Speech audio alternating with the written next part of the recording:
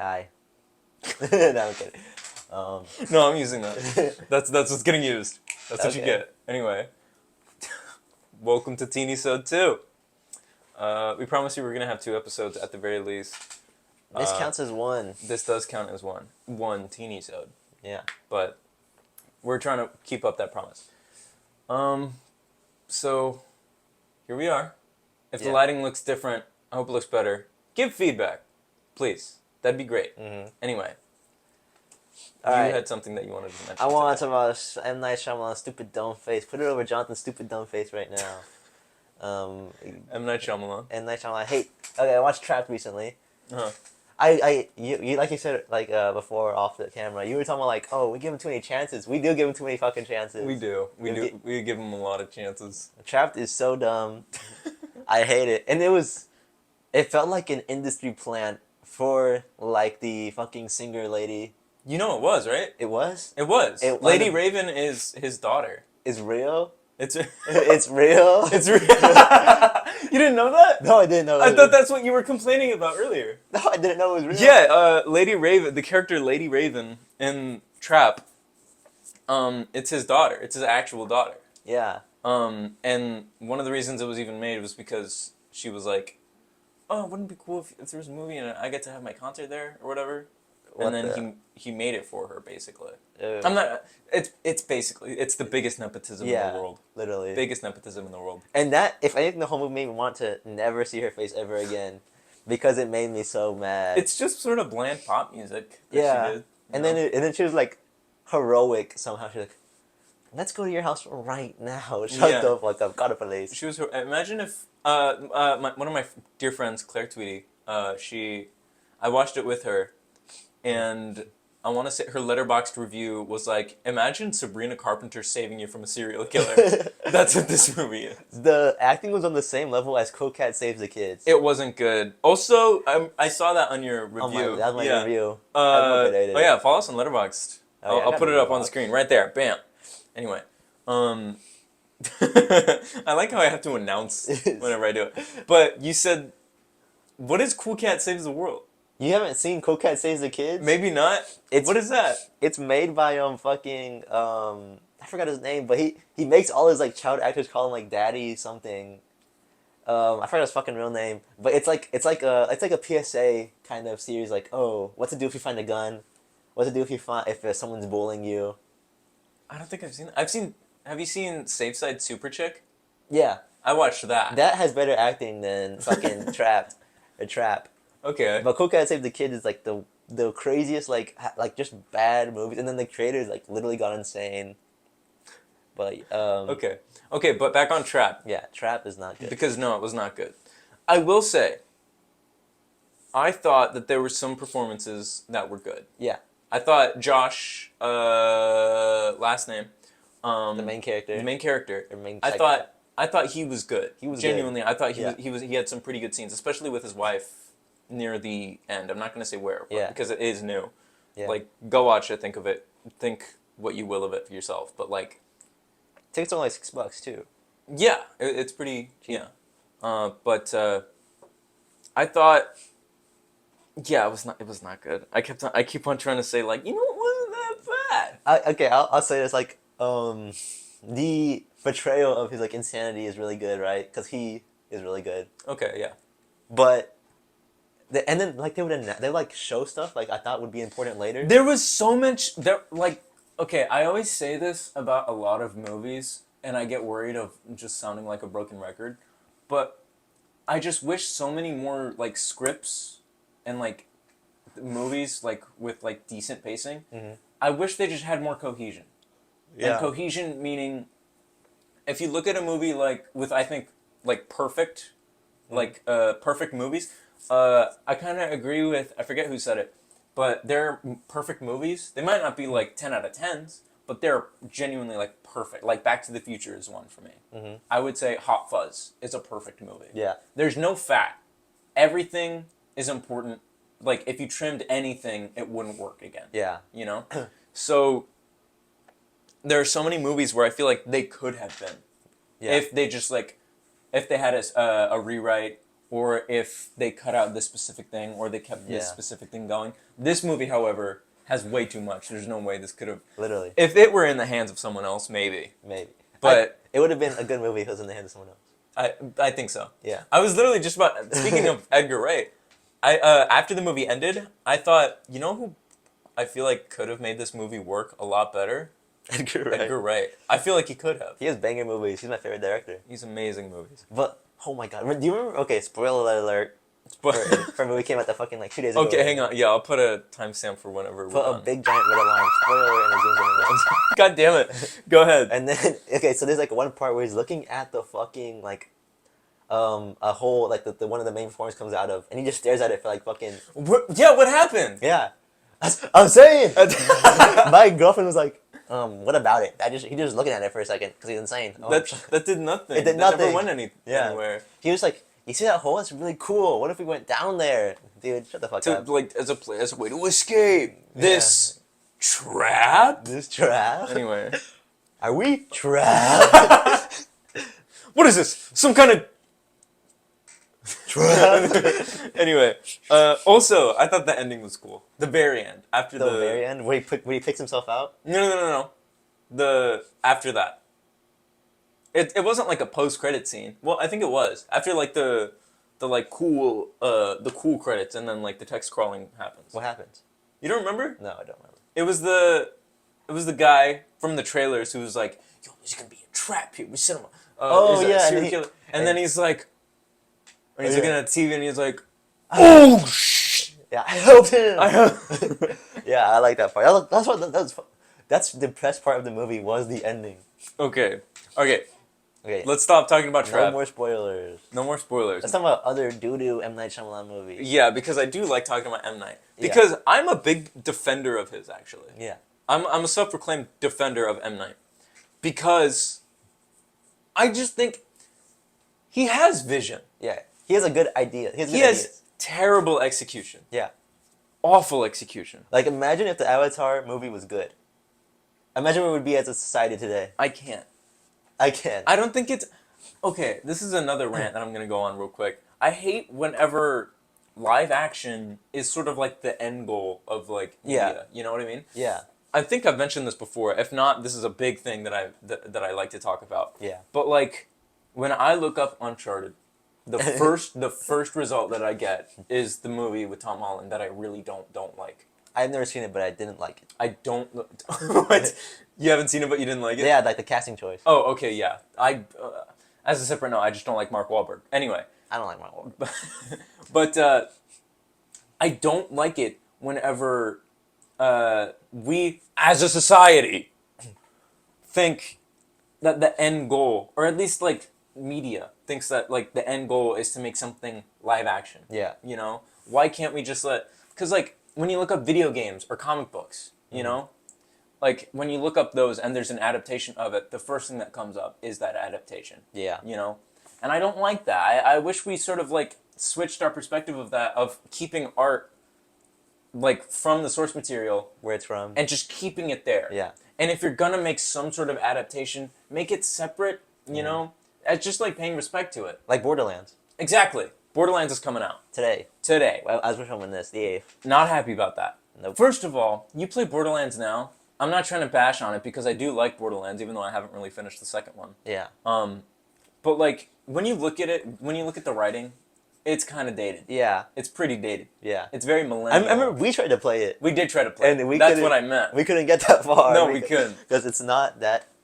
Okay, well, one, it's like scheduling conflicts. Like we don't have time. Yeah, we always. And it's also there's better games to play besides Borderlands 2. Yeah, it's just dated. You know. Yeah. It's not bad. I'm not gonna say that. I did enjoy playing it. Yeah, it's fun to play. But there's just. I don't know. Yeah, I think like going into it for the first time, it's not that good of a game.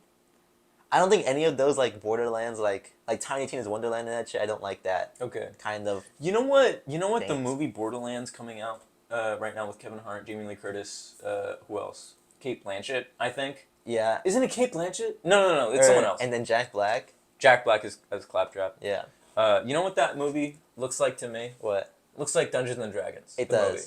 But like Dungeons and Dragons, wasn't it actually good? That's what I've heard. Yeah. I never actually did watch it, but yeah, I heard it was like a good, like solid IP or like movie Yeah. from that IP. Yeah.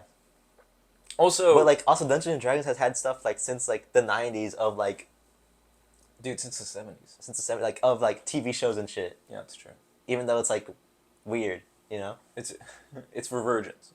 It was frowned upon, yeah. It was for virgins back then. Now if you play Dungeons and Dragons, you're cool. You are cool, actually. If you're watching this and you play Dungeons and Dragons, you're pretty cool in my book. Yeah, I've never played it. I don't play it, Yep. but like I feel like everyone I know who like plays D&D It's like pretty chill, yeah. is like pretty chill and cool. Yeah. Anyway, There's only like a select few and then you can tell that they're tryhards. back to M. Night. Oh yeah, I hate M. Night Shyamalan. Okay, what's a movie from M. Night that you actually did like? Did like? Okay, no, never mind. Okay, I'll say one that I liked that I watched recently again was Unbreakable, which was the first in that sort of like superhero trilogy that he had. Yeah. Which was Unbreakable, Split, and Glass. Mhm.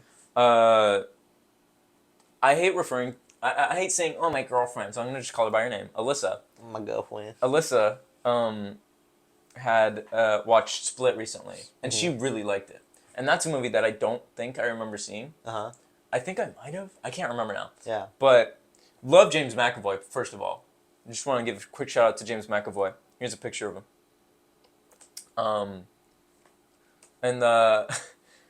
But like, I'm sure his performance is really good. Because I love James McAvoy and I know him. And I feel like he would have like done a knockout job. Yeah. Or something like that. But Unbreakable was the movie that I watched. And I just like, that's a really, again, really good idea. Really good twist on like a superhero, you know? Yeah, I guess.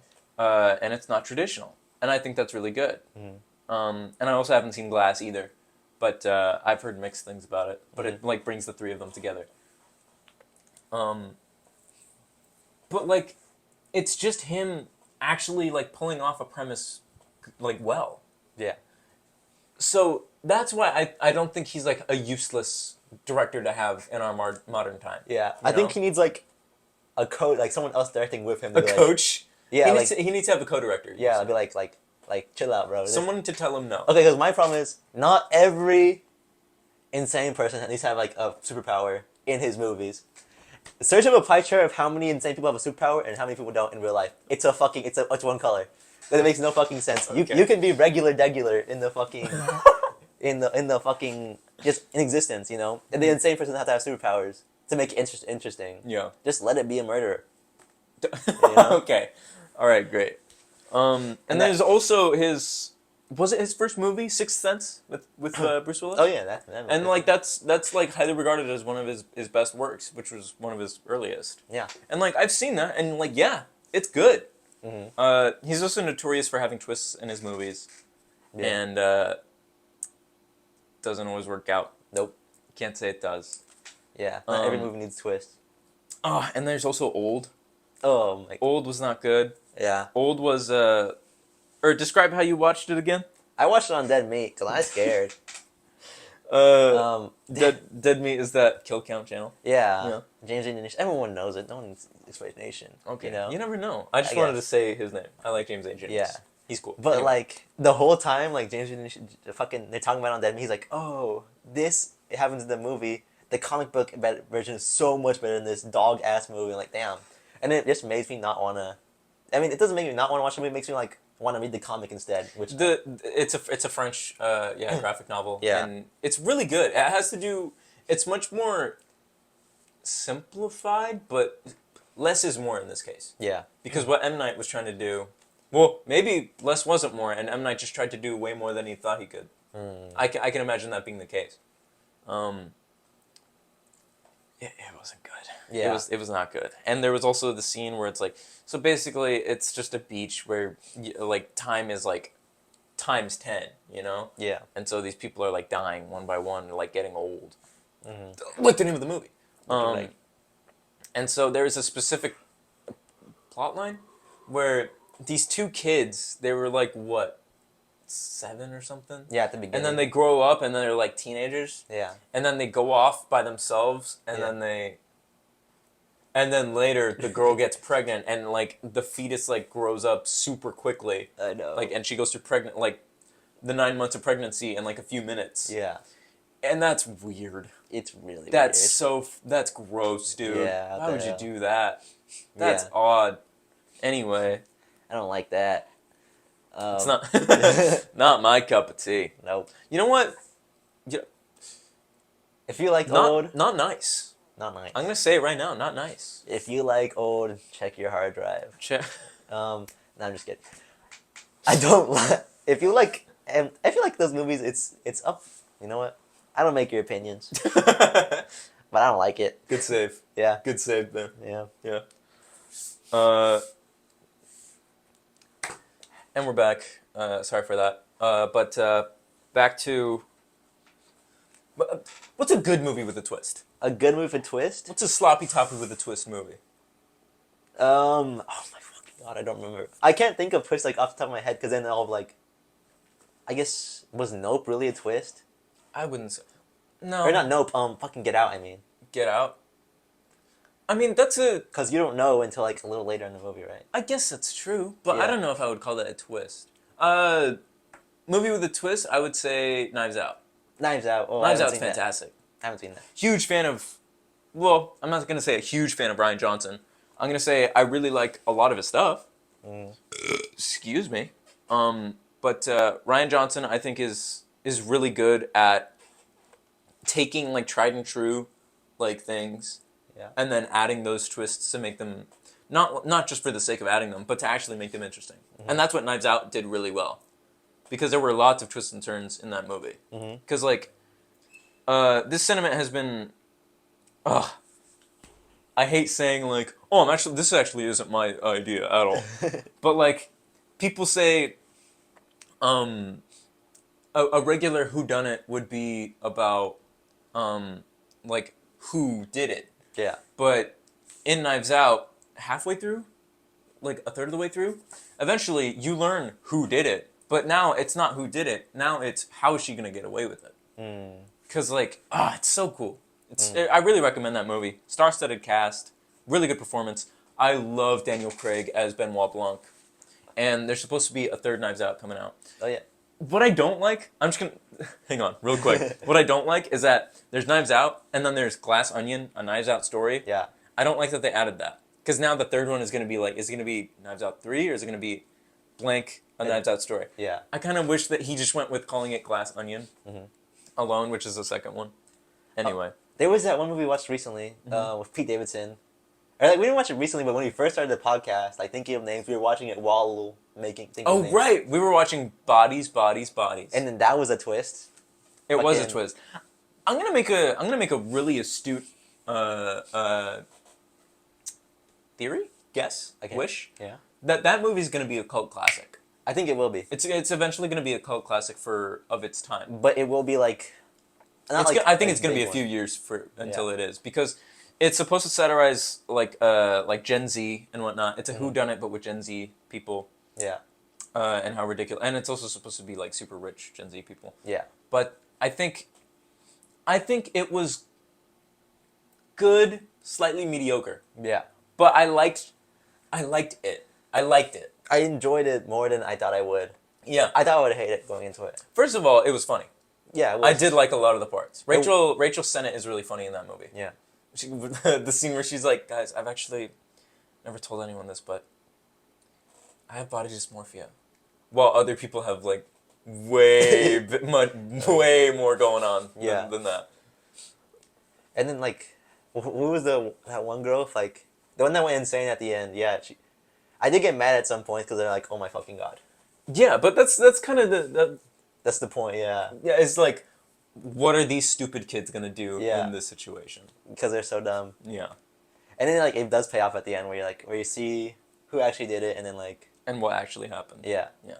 And I thought that was pretty cool. Yeah. I did like the movie. Yeah, I enjoyed it more than I thought I would. Yeah. All right. I think we should leave it off here as a teenysode. Thanks for sticking in. Give us feedback whenever you want, please. We are gonna try and stream. Do you want to say next week? Yeah, next week. We'll say next week. And we're gonna be doing it. Mm-hmm. And we're gonna play Sly Cooper. Fucking finally. Yeah. I'm so excited. I'm really excited to play Sly Cooper. Sly Cooper. Alrighty. And other That's all? games. Hmm? Anything else? No. Alright, great.